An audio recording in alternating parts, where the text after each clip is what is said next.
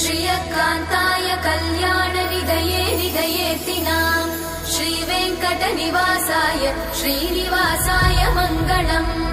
लक्ष्मी सविभ्रमालोकसुभ्रूविभ्रमचक्षुषे चक्षुषे सर्वलोकानां वेङ्कटेशाय मङ्गलम्। श्रीवेङ्कटाद्रिशृङ्गाग्रमङ्गलाभरणाङ्ग्रये मङ्गलानां निवासाय श्रीनिवासाय मङ्गलम्।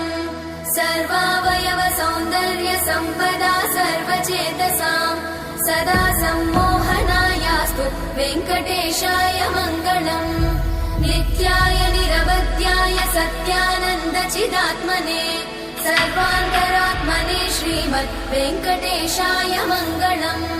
स्वतः सर्वविदे सर्वशक्तये सर्वशेषिने सुलभाय सुशीलाय वेङ्कटेशाय मङ्गलम्।